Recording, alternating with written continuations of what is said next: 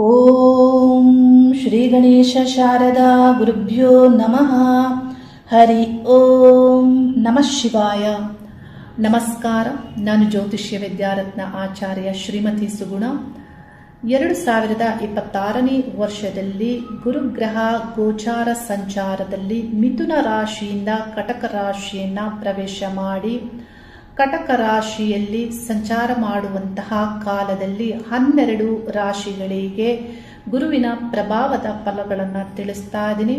2026 June ಮಾಸದ 2ನೇ ದಿನಾಂಕ ಮಿಥುನ ರಾಶಿಯಿಂದ ಕಟಕ ರಾಶಿಯನ್ನ ಗುರುಗ್ರಹ ಪ್ರವೇಶ ಮಾಡಿ ಕಟಕ ರಾಶಿಯಲ್ಲಿ 2027 ಜೂನ್ ಮಾಸದ 26ನೇ ದಿನಾಂಕದವರೆಗೂ ಸಂಚಾರ ಮಾಡಲಿದ್ದು, ಗುರುಗ್ರಹ ಕಟಕ ರಾಶಿಯಲ್ಲಿ ಸಂಚಾರ ಮಾಡುವ ಕಾಲ 12 ರಾಶಿಗಳಿಗೆ ಯಾವ ಫಲಗಳನ್ನು ನೀಡ್ತಾರೆ. ಗುರುಗ್ರಹದ ಫಲಗಳು ಬಹಳ ಮುಖ್ಯವಾಗಿರುತ್ತೆ. ಏಕೆಂದರೆ ಗುರುಗ್ರಹ ಜ್ಞಾನದ ಗ್ರಹ, ಸುಖವನ್ನು ನೀಡುವ ಗ್ರಹ, ದಿವ್ಯತೆಯ ಗ್ರಹ.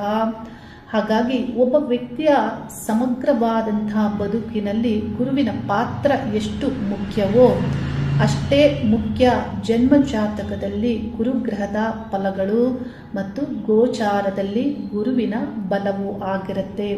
ಹಾಗಾಗಿ ಗುರುವಿನ ನಿಖರವಾದಂತಹ ಫಲದ ಸತ್ಯತೆಗಳನ್ನು ನೀವು ತಿಳಿದುಕೊಳ್ಳಬೇಕು.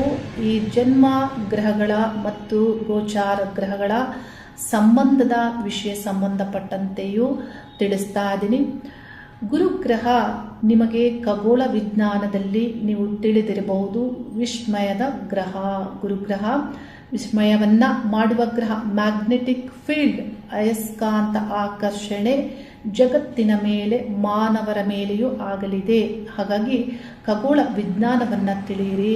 ಗುರುಗ್ರಹದ ಆ ವಿರಾಟವಾದಂತಹ ರೂಪ, ಗುರುಗ್ರಹದ ಶಕ್ತಿ ಯಾವ ರೀತಿ ವ್ಯಾಪಕವಾಗಿ ಆಕರ್ಷಿಸುತ್ತದೆ ಅನ್ನುವುದರ ಬಗ್ಗೆ ಖಗೋಳದಲ್ಲಿ ತಿಳಿಯಬಹುದು. ಜ್ಯೋತಿಷ್ಯ ಶಾಸ್ತ್ರದಲ್ಲಿ ಗುರುಗ್ರಹ ದೈವಿಕವಾದಂತಹ ಗ್ರಹ. ದೇವತಾ ಅನುಗ್ರಹ ಆಗಬೇಕು ಅಂದರೆ ಗುರುವಿನ ಗ್ರಹದ ಪ್ರಭಾವ ಬಹಳ ಮುಖ್ಯವಾಗಿರುತ್ತೆ. ಗುರುಗ್ರಹ ಒಬ್ಬ ವ್ಯಕ್ತಿಯ ಬದುಕಿನಲ್ಲಿ ಅತ್ಯುತ್ತಮವಾಗಿ ಮಾರ್ಗ ಸಿಗಬೇಕು, ತನ್ನ ಜೀವನವನ್ನು ಅತ್ಯುತ್ತಮವಾಗಿ ನಡೆಸಬೇಕು, ತಯಾರಿ ಮಾಡಿಕೊಳ್ಬೇಕು ಅಂದರೆ ಈ ಒಂದು ಪ್ರಸ್ತುತವಾದಂತಹ ಕಾಲದಲ್ಲಿ ಗುರುವಿನ ಫಲ ಮತ್ತು ನಿಖರ ಸತ್ಯತೆಗಳು ತಿಳಿಯುವುದು ಬಹಳ ಮುಖ್ಯವಾಗಿರುತ್ತೆ. ಗುರುಗ್ರಹ ಯಾವೆಲ್ಲ ವಿಷಯಗಳ ಮೇಲೆ ಪ್ರಭಾವವನ್ನು ಮಾಡ್ತಾರೆ ಅಂದರೆ ಶ್ರೇಷ್ಠವಾದಂತಹ ವಿಷಯಗಳ ಮೇಲೆಯೇ ಹೆಚ್ಚಾಗಿ ಗುರುವಿನ ಪ್ರಭಾವ ಆಗಲಿದೆ.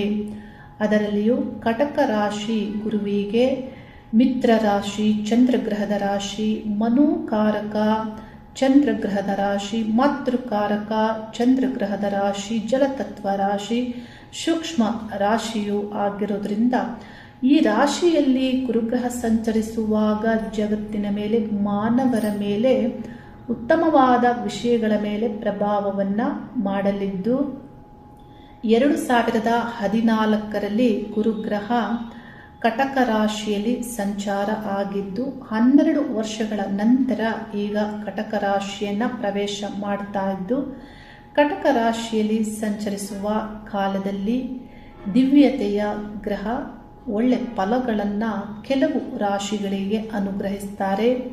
ಪ್ರತಿಯೊಬ್ಬ ವ್ಯಕ್ತಿಯು ತನ್ನ ಜೀವನದಲ್ಲಿ ಯಾವುದೇ ಒಂದು ಶುಭ ಆರಂಭವನ್ನು ಮಾಡಬೇಕು, ಮನೆಯಲ್ಲಿ ಮಂಗಳ ಕಾರ್ಯಗಳನ್ನು ಮಾಡಬೇಕು ಅಂದರೆ ಗುರುವಿನ ಬಲ ಇದೆಯಾ ಅಂತ ನಮಗೆ ಪ್ರಶ್ನಿಸ್ತೀರಾ. ಹಾಗಾಗಿ ಮೊದಲೇ ಗುರುಬಲದ ವಿಷಯದ ಬಗ್ಗೆ ತಿಳಿಸ್ತಾ ಇದ್ದೀನಿ, ಗುರುವಿನ ಫಲಗಳ ಬಗ್ಗೆ ತಿಳಿಸ್ತಾ ಇದ್ದೀನಿ.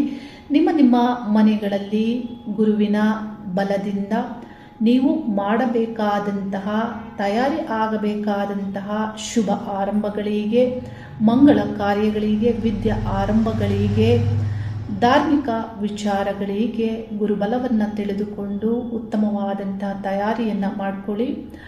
ಗುರುಗ್ರಹ ಒಂದು ರಾಶಿಯನ್ನು ಪ್ರವೇಶಿಸುವಾಗ ಮೊದಲೇ ಸೂಚನೆಯನ್ನು ಕೊಟ್ಟು ಶುಭ ಅಥವಾ ಇನ್ನಿತರ ಸೂಚನೆಗಳನ್ನು ನೀಡಿ ಈ ಗ್ರಹ ಒಂದು ರಾಶಿಯಿಂದ ಮತ್ತೊಂದು ರಾಶಿಯನ್ನು ಪ್ರವೇಶಿಸ್ತಾರೆ ಅನ್ನೋದು ಜ್ಯೋತಿಷ್ಯ ಶಾಸ್ತ್ರದ ಆಧಾರಿತವಾಗಿ ತಿಳಿಯಬಹುದು.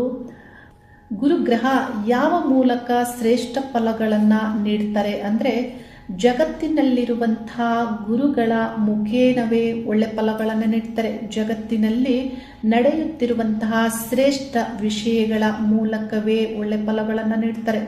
ಜಗತ್ತಿನಲ್ಲಿ ಏನು ಆಚಾರ ವಿಚಾರಗಳಿದೆ ಅದರ ಮೂಲಕವೇ ಒಳ್ಳೆ ಫಲಗಳನ್ನು ನೀಡ್ತಾರೆ. ಹಾಗಾಗಿ ಪ್ರತಿಯೊಬ್ಬರು ನಿಮ್ಮ ನಿಮ್ಮ ಜೀವನದಲ್ಲಿ ಮುಖ್ಯವಾಗಿ ಉತ್ತಮ ಗುರುಗಳು ಅಂತ ಯಾರನ್ನ ಕಂಡುಕೊಂಡಿರ್ತೀರಾ ಅವರ ಆಶೀರ್ವಾದವನ್ನು ಪಡೆಯಿರಿ, ಅವರಿಂದ ಮಾರ್ಗದರ್ಶನವನ್ನು ತೆಗೆದುಕೊಳ್ಳಿ. ಅವರ ಮೂಲಕವೇ ಗುರು ಗ್ರಹ ಕೆಲಸವನ್ನ ಮಾಡ್ತಾರೆ, ಅನುಗ್ರಹಿಸ್ತಾರೆ ಅನ್ನೋದು ಇಲ್ಲಿ ನಿಜವಾದಂತಹ ವಿಷಯ. ಹಾಗಾಗಿ ನಾನು ನನ್ನ ಗುರುಗಳಾದಂತಹ ಇಲ್ಲಿ ಮುಖ್ಯ 3 ಗುರುಗಳನ್ನು ನಾನು ಆತ್ಮಾರ್ಥವಾಗಿ ನಮಸ್ಕರಿಸ್ತೇನೆ. ಪ್ರತಿಯೊಬ್ಬರು ಅರ್ಥ ಮಾಡಿಕೊಂಡು ನಿಮ್ಮ ನಿಮ್ಮ ಜೀವನದಲ್ಲಿ ಉತ್ತಮವಾದ ಭವಿಷ್ಯಕ್ಕೆ ತಯಾರಿಯನ್ನ ಮಾಡಿಕೊಳ್ಳಿ. ಗುರುಗ್ರಹದ ಗೋಚಾರ ಪ್ರಭಾವವನ್ನ ತಿಳಿಸ್ತಾ ಇದ್ದೇನೆ. ಮೇಷರಾಶಿಯವರಿಗೆ ಗುರುಗ್ರಹ ತೃತೀಯ ಸ್ಥಾನ ಮಿಥುನ ರಾಶಿಯಿಂದ ಕಟಕ ರಾಶಿ ಚತುರ್ಥ ಸ್ಥಾನವನ್ನ 2026ನೇ ವರ್ಷದ ಜೂನ್ ಮಾಸದ 2ನೇ ದಿನಾಂಕ ಪ್ರವೇಶ ಮಾಡಿ ಅಲ್ಲಿ ಸಂಚಾರ ಮಾಡುವಂತಹ 1 ವರ್ಷದ ಕಾಲಾವಧಿಯಲ್ಲಿ ಅಂದರೆ 2027ನೇ ವರ್ಷದ ಜೂನ್ ಮಾಸದ 26ನೇ ದಿನಾಂಕದವರೆಗೂ ಕಟಕ ರಾಶಿಯಲ್ಲಿ ಗುರುಗ್ರಹ ಸಂಚಾರ ಮಾಡಲಿದ್ದು ಅಲ್ಲಿ ಸಂಚಾರ ಮಾಡುವಂತಹ ಆ ಕಾಲಾವಧಿಯಲ್ಲಿ ಗುರುಗ್ರಹದ ಗೋಚಾರದ ಪ್ರಭಾವ ಫಲಗಳು ಮೇಷರಾಶಿಯವರಿಗೆ ಯಾವ ರೀತಿ ಸಿಗಲಿವೆ, ನಿಮ್ಮ ಕಾರ್ಯಗಳು ಯಾವ ರೀತಿ ನಡೆಯಲಿವೆ, ಇತರ ಗ್ರಹಗಳ ಸಂಯೋಗದಿಂದ ಗುರುವಿನ ಫಲಗಳೇನು ಮತ್ತು ನಿಮ್ಮ ಮೈಂಡ್ ಸೆಟ್ ಯಾವ ರೀತಿ ಇರಲಿದೆ ಅನ್ನುವುದರ ಬಗ್ಗೆ ನಾನು ತಿಳಿಸ್ತಾ ಇದ್ದೀನಿ. ಮೇಷರಾಶಿಯವರಿಗೆ ಗುರುಗ್ರಹ 9ನೇ ಸ್ಥಾನಾಧಿಪತಿ. 9ನೇ ಸ್ಥಾನ ಅಂದ್ರೆ ನವಮ ಸ್ಥಾನದಲ್ಲಿ ನಾವು ಭಾಗ್ಯಸ್ಥಾನ, ಅದೃಷ್ಟ ಸ್ಥಾನ, ವಿದೇಶ ಪ್ರಯಾಣ, ಉನ್ನತ ವಿದ್ಯಾಭ್ಯಾಸ, ಧಾರ್ಮಿಕ ವಿಷಯಗಳು ಇವೆಲ್ಲವನ್ನ ಈ ಒಂದು ಸ್ಥಾನದಿಂದ ತಿಳಿಯೋದ್ರಿಂದ ಈ ಸ್ಥಾನಾಧಿಪತಿಯು ಚತುರ್ಥ ಸ್ಥಾನದಲ್ಲಿ ಉಚ್ಚ ಆಗಿ ಮಿತ್ರ ಚಂದ್ರನ ರಾಶಿಯಲ್ಲಿ ಸಂಚಾರ ಮಾಡ್ತಾ ಇರೋದ್ರಿಂದ ಬಹುಪಾಲು ಈ ಎಲ್ಲಾ ವಿಷಯಗಳಿಗೆ ಒಳ್ಳೆ ಫಲವನ್ನ ನೀಡ್ತಾರೆ. ಇನ್ನು 12ನೇ ಸ್ಥಾನಾಧಿಪತಿಯು ಗುರು ನಿಮಗೆ ಆಗಿದ್ದು ವ್ಯಯಸ್ಥಾನ, ನಷ್ಟ, ಹೊರಗಿನ ಸ್ಥಾನಾಧಿಪತಿಯಾಗಿ, ದೂರ ಪ್ರಯಾಣ ಸ್ಥಾನಾಧಿಪತಿಯಾಗಿ ಈ ಗ್ರಹ ನಿಮಗೆ ಚತುರ್ಥ ಸ್ಥಾನದಲ್ಲಿ ಯಾವ ಫಲವನ್ನ ನೀಡ್ತಾರೆ ಅನ್ನೋದರ ಬಗ್ಗೆ ತಿಳಿದುಕೊಳ್ಬೇಕು. ಗುರುಗ್ರಹ ನಿಮ್ಮ ಜೀವನದಲ್ಲಿ ನಿಮ್ಮ ಮೈಂಡ್ ಸೆಟ್ ಯಾವ ರೀತಿ ಇರಲಿದೆ ಅಂದ್ರೆ ಈ ಗ್ರಹವನ್ನ ಮುಖ್ಯ ಶ್ರೇಷ್ಠ ವಿಷಯಗಳಲ್ಲಿ ಜ್ಯೋತಿಷ್ಯ ಶಾಸ್ತ್ರದಿಂದ ನೀವು ತಿಳಿಬಹುದು. ಜೀವೋಜ್ಞಾನ ಸುಖೆ ಅನ್ನುವಂತಹ ವಾಕ್ಯದಿಂದ ಗುರುಗ್ರಹವನ್ನ ತಿಳಿಯಲಾಗುತ್ತೆ. ಅಂದ್ರೆ ಜಗತ್ತಿನ ತುಂಬಾ ಜೀವಚೇತನಗಳನ್ನ ತುಂಬಿರುವುದನ್ನ ನೀವು ಅನುಭವದಲ್ಲಿ ನೋಡಬಹುದು. ಹಾಗೆ ಶ್ರೇಷ್ಠವಾದ ಜ್ಞಾನವನ್ನ ಅನುಗ್ರಹಿಸುವಂತಹ ಗುರುವಿನ ಪ್ರಭಾವ ಫಲಗಳು ಇವೆಲ್ಲವನ್ನ ಈ ಜೀವಚೇತನವನ್ನ ಅರ್ಥ ಮಾಡಿಕೊಳ್ಬೇಕು ಅಂದ್ರೆ ಗುರುವಿನ ಅನುಗ್ರಹ ಬೇಕಾಗುತ್ತೆ. ಒಬ್ಬ ಮನುಷ್ಯ ಸುಖವಾಗಿ ಜೀವಿಸಬೇಕು ಅಂದ್ರೆ ಗುರುವಿನ ಅನುಗ್ರಹ ಬೇಕಾಗುತ್ತೆ.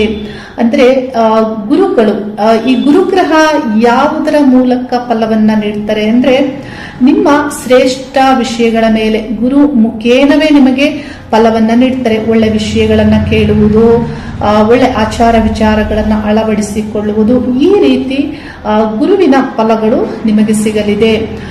ಇಲ್ಲಿ ಗುರು ತಂದ ಪುಣ್ಯದಿಂದ ನಿಮ್ಮ ಜೀವನದಲ್ಲಿ ಸುಖ ಅಭಿವೃದ್ಧಿಯು ಇಲ್ಲಿ ಹೆಚ್ಚಾಗಲಿದೆ ಅನ್ನುವುದನ್ನ ಇಲ್ಲಿ ಈ ಒಂದು ಗ್ರಹಗಳ ಸಂಚಾರದಲ್ಲಿ ನೀವು ತಿಳಿಬಹುದು.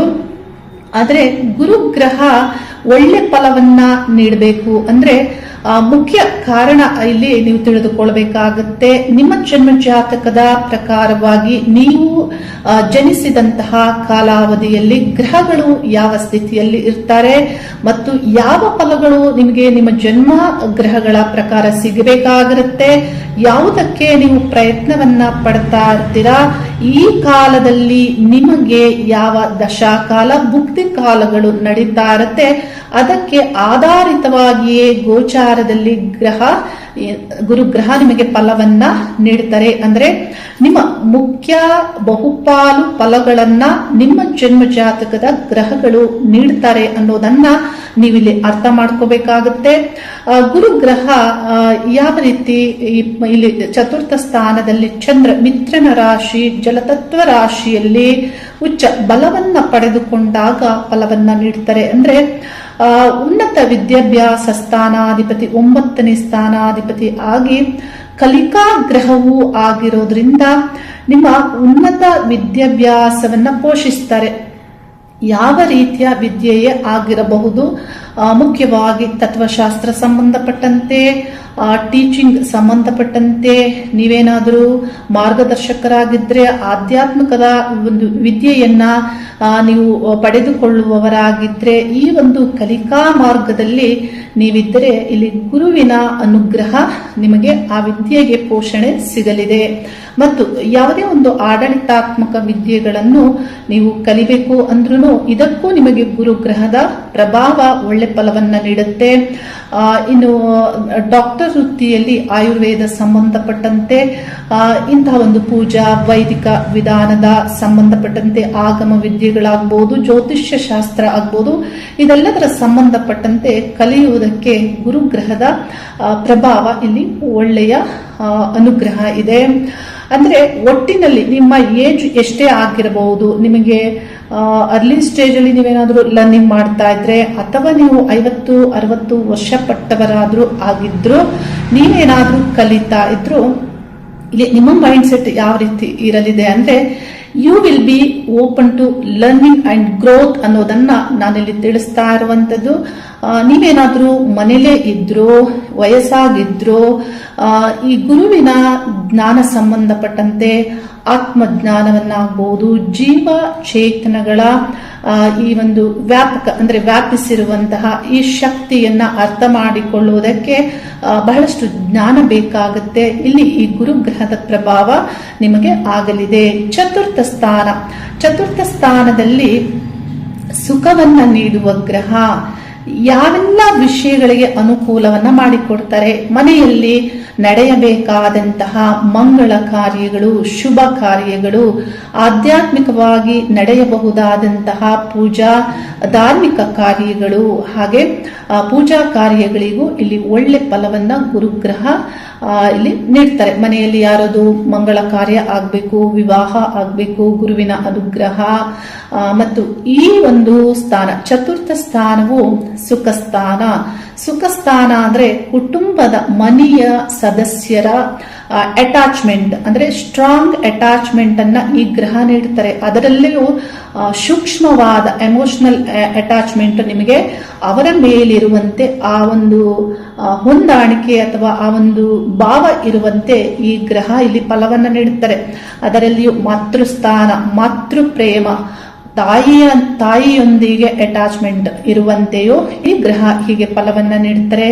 ಇನ್ನು ಗೃಹ ಸ್ಥಾನ ಅಂದ್ರೆ ಮನೆಯ ಸ್ಥಾನವಾಗಿ ಮನೆಯನ್ನ ಕಟ್ಟುವಂತಹ ಆಲೋಚನೆ ನಿಮಗಿದ್ದರೆ, ಒಳ್ಳೆ ಚಿಂತನೆಗಳು ಬರುವಂತೆ, ಮನೆಯ ಅನುಕೂಲವೂ ಆಗುವಂತೆ, ಕೆಲವರಿಗೆ ಮನೆ ಕಟ್ಟುವಂತಹ ದಶಾಭುಕ್ತಿ ನಿಮ್ಮ ಜಾತಕದಲ್ಲಿ ನಡೀತಾ ಇದ್ರೆ ಗೃಹ ನಿರ್ಮಾಣವನ್ನ ಮಾಡ್ತೀರಾ, ಗೃಹ ಆರಂಭವನ್ನ ಮಾಡ್ತೀರಾ.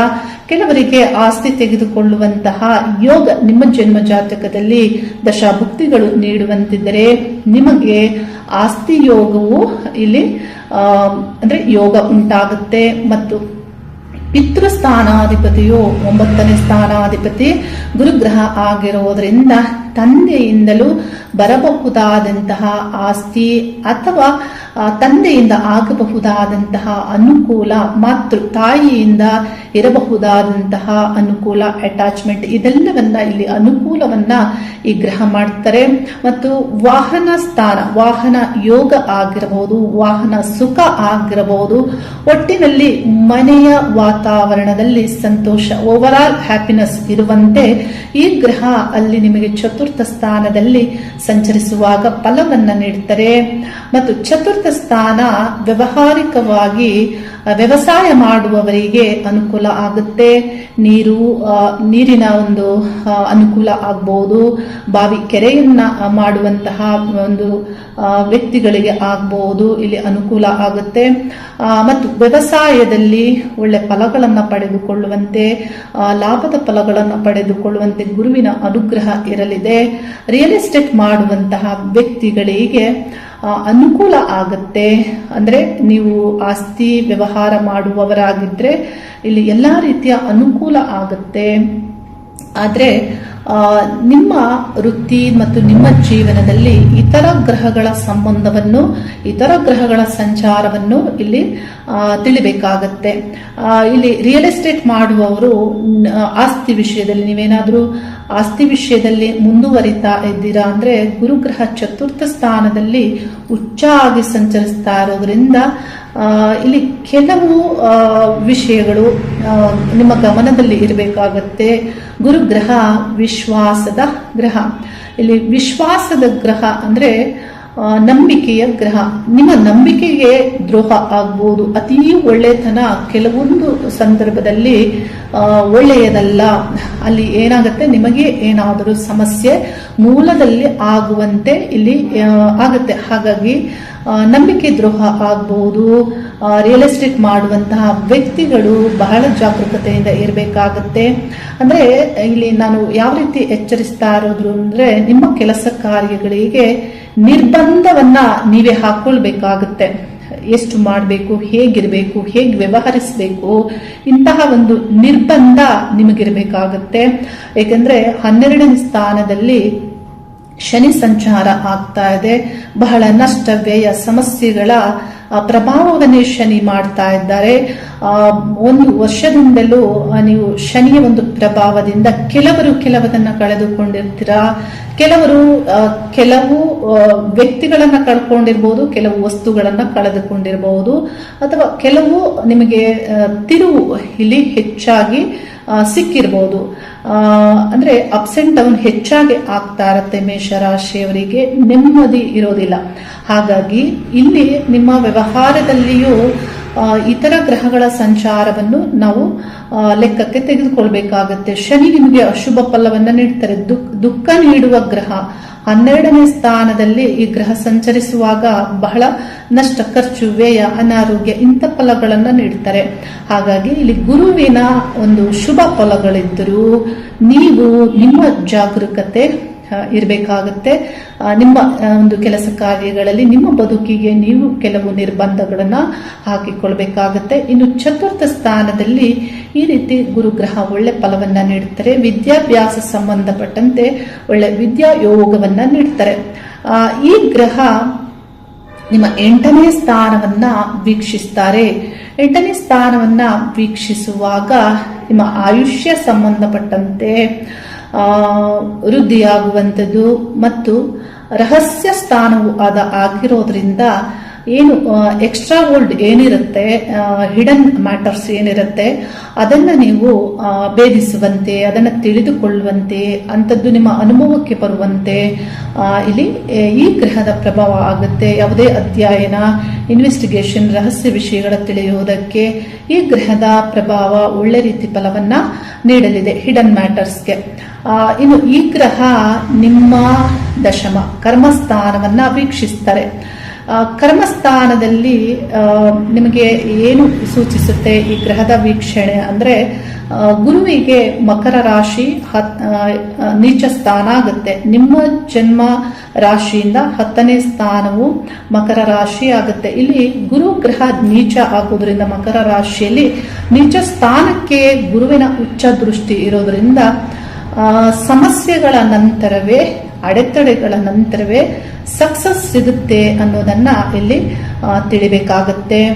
ವೃತ್ತಿಯಲ್ಲಿ ಮುಖ್ಯವಾಗಿ ಯಾವೆಲ್ಲ ವಿಷಯ ಮೇಲೆ ಈ ಗ್ರಹ ಪ್ರಭಾವವನ್ನ ಮಾಡ್ತಾರೆ ಅಂದ್ರೆ, ನೀವೇನಾದರೂ ಟೀಚಿಂಗ್ ವೃತ್ತಿಯಲ್ಲಿ ಇದ್ರೆ, ಫಿಲೋಸಫರ್ ಆಗಿದ್ರೆ, ಮೆಂಟರ್ ಆಗಿದ್ರೆ, ಮಾರ್ಗದರ್ಶಕರಾಗಿದ್ರೆ, ಬೋಧನೆ, ಆಧ್ಯಾತ್ಮಿಕ ಬೋಧನೆಯನ್ನ ಮಾಡುವವರಾಗಿದ್ರೆ, ಆಗಮ ವಿದ್ಯಾ ಮತ್ತು ಆಗಮ ಒಂದು ವೃತ್ತಿಯನ್ನ ಮಾಡುವವರಾಗಿದ್ರೆ, ವೈದಿಕ ಪೂಜೆಗಳನ್ನ ಮಾಡುವವರಾಗಿದ್ರೆ, ನ್ಯಾಯಾಧೀಶರಾಗಿದ್ದರೆ ಈ ಸಂಬಂಧಪಟ್ಟಂತೆ ಗುರುವಿನ ಪ್ರಭಾವ ಈ ಎಲ್ಲ ವಿಷಯಗಳ ಮೇಲೆ ಒಳ್ಳೆ ಪ್ರಭಾವವನ್ನು ಮಾಡುತ್ತೆ. ಆದರೆ ಅಡೆತಡೆಗಳ ನಂತರ ಸಕ್ಸಸ್ ಸಿಗುವಂತೆ ಗುರುವಿನ ಪ್ರಭಾವ ಆಗುತ್ತೆ.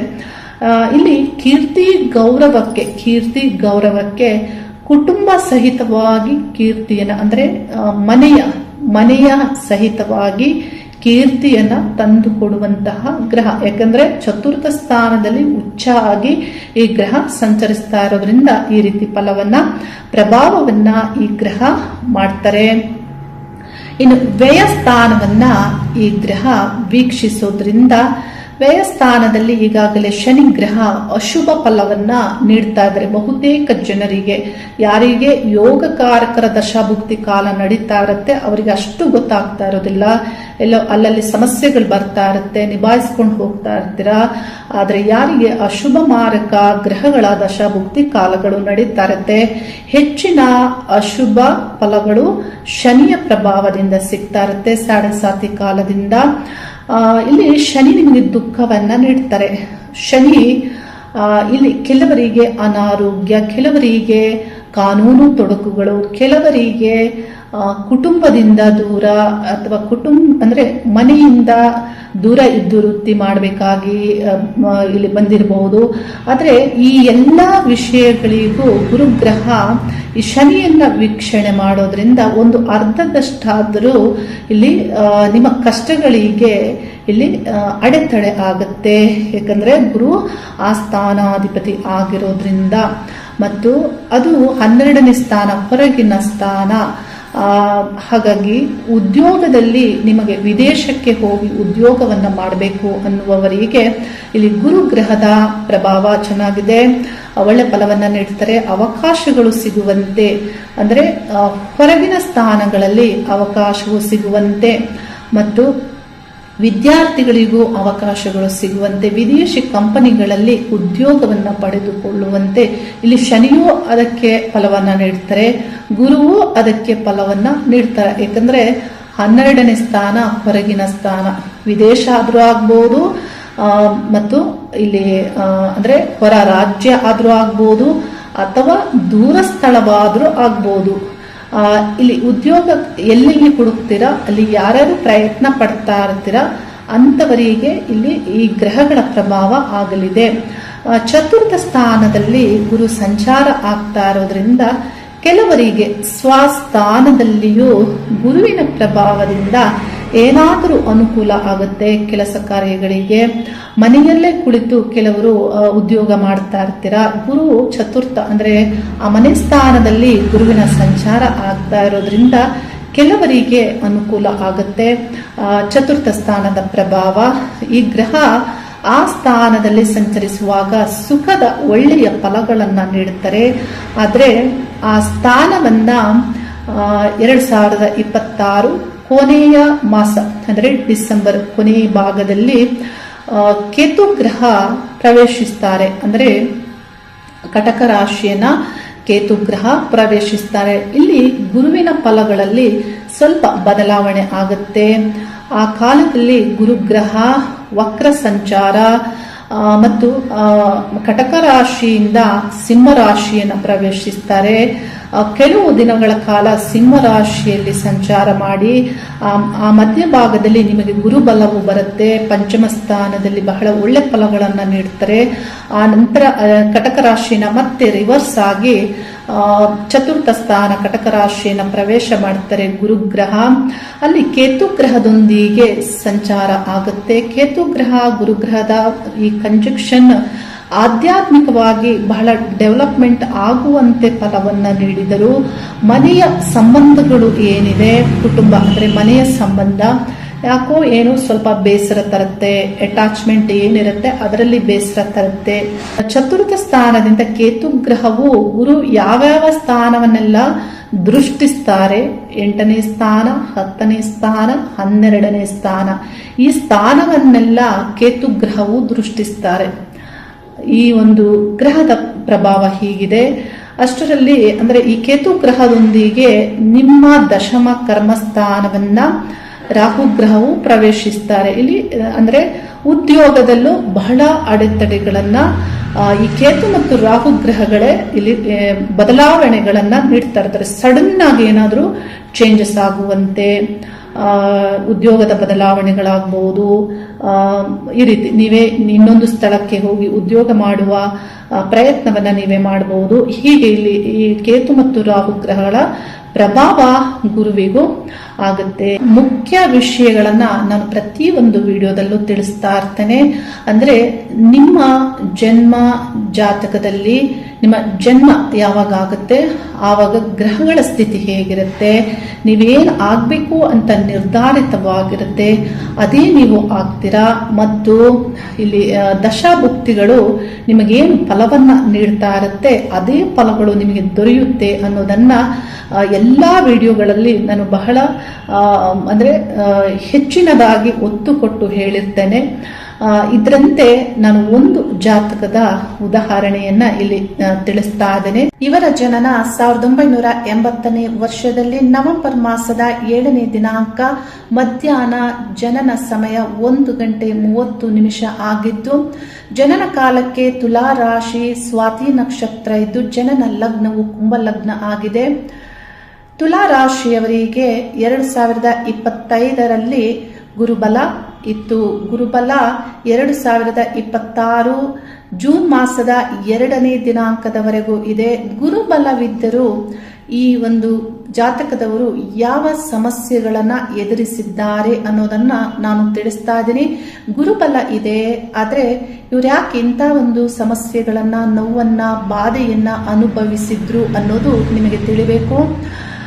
ಗುರುಬಲ ಇದೆ, ಆದರೆ ಜನ್ಮ ಜಾತಕದಲ್ಲಿ ಇವರಿಗೆ ಶುಕ್ರ ಭುಕ್ತಿ ಕಾಲವು ನಡೀತಾ ಇತ್ತು. ಶುಕ್ರ ಭುಕ್ತಿ ಕಾಲ ಅಂದ್ರೆ ಬುಧ ದಶೆಯಲ್ಲಿ ಶುಕ್ರ ಭುಕ್ತಿ ಕಾಲ. ಯಾವುದೇ ಭುಕ್ತಿ ಕಾಲವು ಅಶುಭವಾಗಿ ಫಲವನ್ನ ನೀಡಬೇಕು ಅಂದ್ರೆ ದಶಾನಾಥನಾದಂತಹ ಗ್ರಹದಿಂದ 12ನೇ ಸ್ಥಾನದಲ್ಲಿ ಭುಕ್ತಿನಾಥನು ಇದ್ದಾಗ ಅಶುಭ ಫಲಗಳು ಹೆಚ್ಚಾಗಿ ಸಿಗುತ್ತೆ ಅನ್ನೋದು ದಶಾಭುಕ್ತಿ ಫಲಗಳಲ್ಲಿ ನಾವು ತಿಳಿಬೇಕಾಗುತ್ತೆ.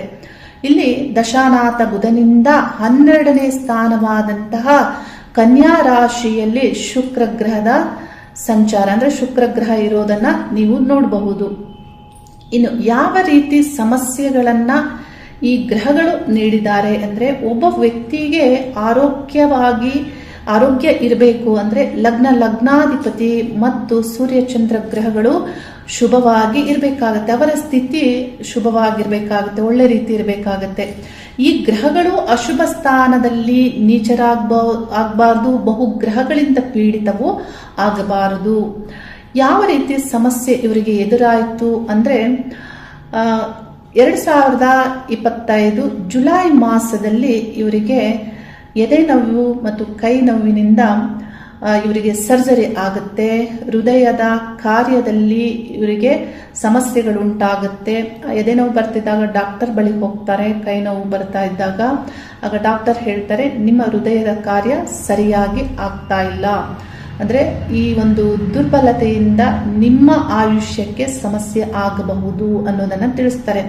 ಹಾಗಾಗಿ ಇವರು ಸರ್ಜರಿಗೆ ಒಳಪಡಬೇಕಾಗುತ್ತೆ. ಆಂಜಿಯೋಪ್ಲಾಸ್ಟಿ ಸರ್ಜಿಕಲ್ ಪ್ರೋಸೆಸ್ ಇವರಿಗೆ ನಡೆಯುತ್ತೆ.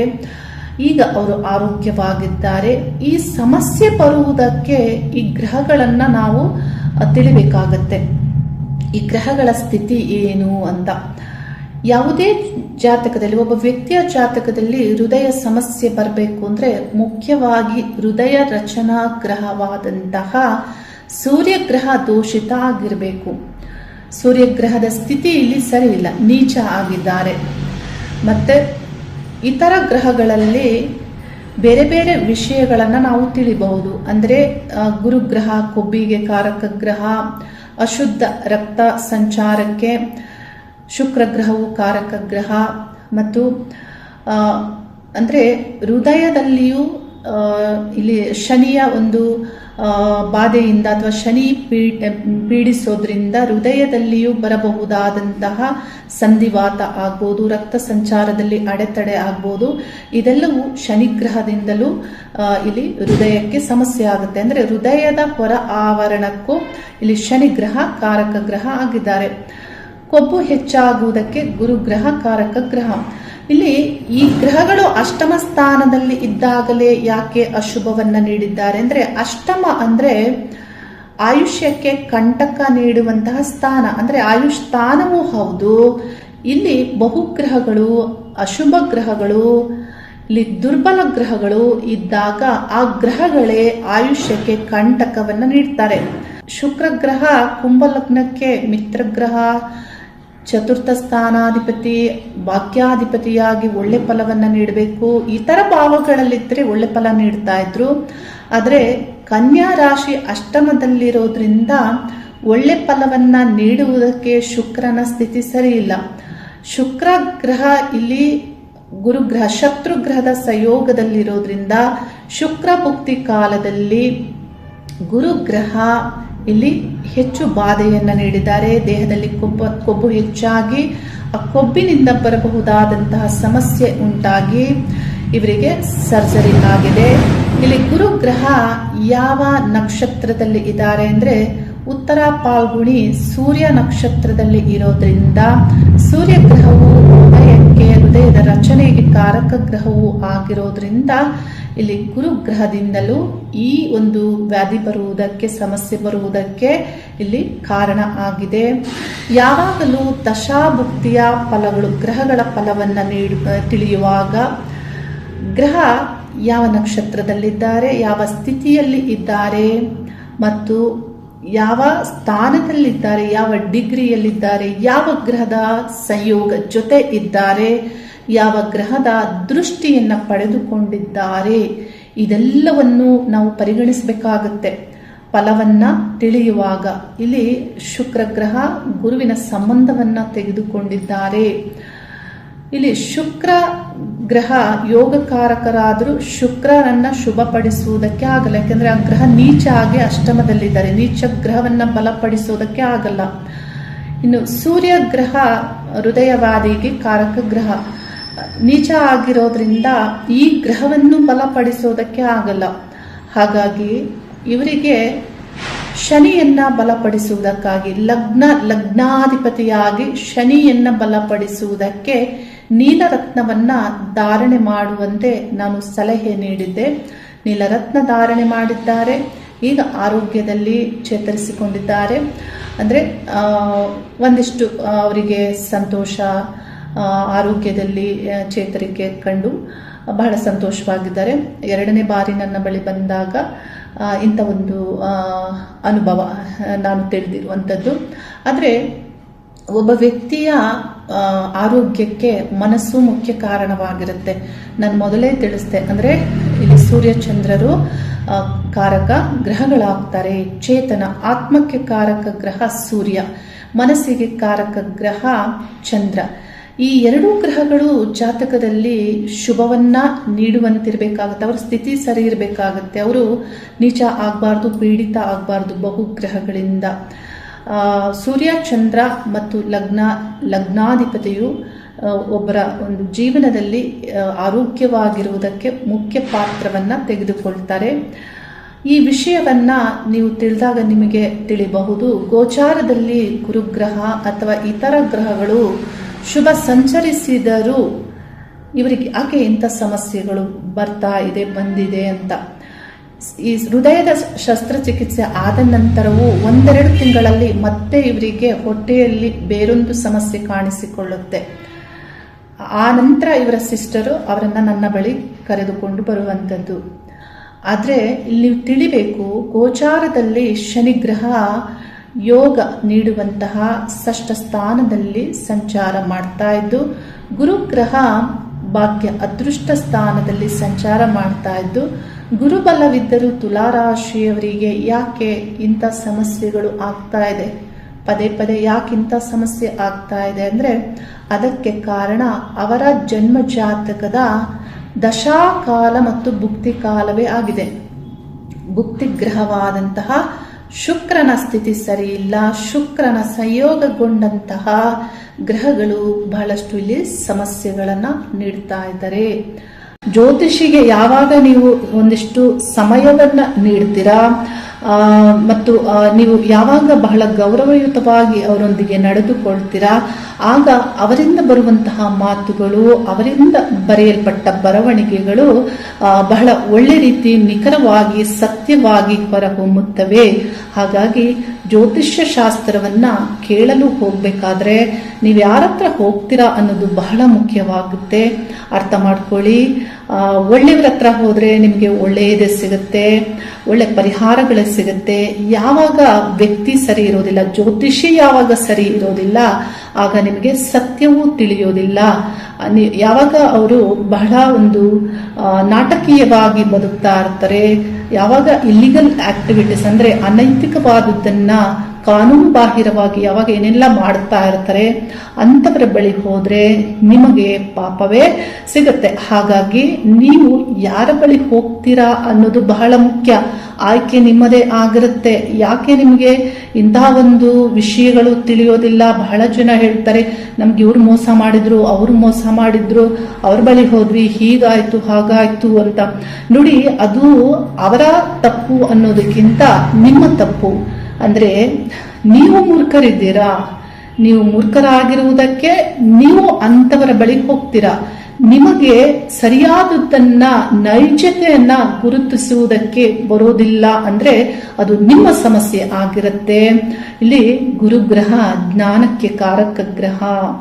ಹಾಗಾಗಿ ನೀವು ಅರ್ಥ ಮಾಡ್ಕೊಳ್ಬೇಕು, ಜ್ಞಾನದಿಂದ ನೀವು ಯೋಚಿಸಬೇಕು. ಗುರುಗ್ರಹ ನೈಜತೆಯ ಒಂದು ಫಲವನ್ನ ನೀಡುವ ಗ್ರಹ ಮತ್ತು ಈ ಸೂಕ್ಷ್ಮವಾದಂತಹ ಸದಾತ್ಮವನ್ನ ಅರಿಯುವಂತಹ ಜ್ಞಾನ, ಆ ಒಂದು ಇಲ್ಲಿ ಪೂರ್ಣವಾದಂತಹ ಶ್ರೇಷ್ಠವಾದ ಜ್ಞಾನವನ್ನ ನೀಡುವ ಗ್ರಹ. ಈ ಒಂದು ಕಾಲದಲ್ಲಿ ನಿಮ್ಮ ಚತುರ್ಥ ಸ್ಥಾನದಲ್ಲಿ ಗುರುಗ್ರಹದ ಸಂಚಾರ ಆಗ್ತಾ ಇದೆ. ಬಹಳ ಒಳ್ಳೆಯ ವಿಷಯಗಳನ್ನ ಮೇಷರಾಶಿಯವರು ಅಳವಡಿಸಿಕೊಳ್ಳಿ. ಸಾಡೆ ಆಗಿರೋದ್ರಿಂದ ಕೆಲವು ಸಮಸ್ಯೆಗಳನ್ನ ಎದುರಿಸ್ತಾ ಇರ್ತೀರಾ. ಭಯ ಆಗ್ಬಾರ್ದು, ಭಯ ಪಟ್ಕೊಳ್ಬಾರ್ದು. ಬಹಳ ಪಾಸಿಟಿವ್ ಆಗಿ ಧೈರ್ಯದಿಂದ ಸರಿಯಾದಂತಹ ತಯಾರಿಯನ್ನ ಮಾಡಿಕೊಂಡು ವಿಷಯಗಳನ್ನ ಕಾರ್ಯರೂಪಕ್ಕೆ ತರುವಂತಹ ಪ್ರಯತ್ನವನ್ನ ಮಾಡಿ ಪರಿಹಾರಗಳನ್ನ ಮಾಡ್ಕೊಳ್ಳಿ. ಸಾಡೆ ನೀವು ಮುಖ್ಯವಾಗಿ ಹನುಮಾನ್ ಚಾಲಿಸವನ್ನ ನಿತ್ಯ ಪಠನೆ ಮಾಡಬೇಕಾಗತ್ತೆ.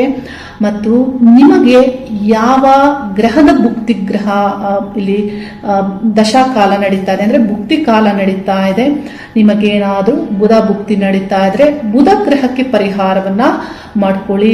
ಶನಿ ಭುಕ್ತಿ ಕಾಲವೇ ನಡೀತಾ ಇದ್ರೆ ಶನಿಗೆ ಪರಿಹಾರವನ್ನು ಮಾಡ್ಕೊಳ್ಳಿ. ಶುಕ್ರ ಭುಕ್ತಿ ಕಾಲ ನಿಮಗೆ ನಡೀತಾ ಇದ್ರೆ ಶುಕ್ರನಿಗೆ ಪರಿಹಾರವನ್ನು ಮಾಡ್ಕೊಳ್ಳಿ. ಅಂದ್ರೆ ಅವರ ಅಭಿಮಾನ ದೇವತೆಗಳ ಒಂದು ಪರಿಹಾರಗಳನ್ನ ಮಾಡ್ಕೊಳ್ಳಿ. ಈ ರೀತಿ ಪರಿಹಾರಗಳನ್ನ ಮಾಡ್ಕೊಳ್ಳಿ. ಹನುಮಾನ್ ಚಾಲಿಸ ನಿತ್ಯ ಪಠನೆ ಮಾಡಿ. ಇಲ್ಲಿ ಶನಿಗೆ ಶಿವ ಮಂತ್ರವನ್ನ ನಿತ್ಯ ಪಠನೆ ಮಾಡಿ. ಇದರಿಂದ ಏನಾಗುತ್ತೆ, ಆಗಬಹುದಾದಂತಹ ಅಪಾಯಗಳು ಅವಾಯ್ಡ್ ಆಗುತ್ತೆ.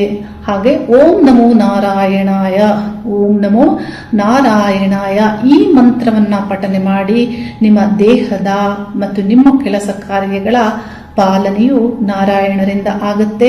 ಬರುವಂತಹ ಅಪಾಯಗಳಿಂದ ತಪ್ಪಿಸಿಕೊಳ್ಳಲು ಓಂ ನಮಃ ಶಿವಾಯ ಮಂತ್ರವನ್ನ ನಿತ್ಯಲೂ ಪಠನೆ ಮಾಡಿ. ಈ ರೀತಿ ನಿತ್ಯ ಪರಿಹಾರಗಳನ್ನ ಮಾಡ್ಕೊಳ್ತಾ ನಿಮ್ಮ ರಕ್ಷೆಯನ್ನ ನೀವೇ ಮಾಡ್ಕೊಳ್ಳಿ.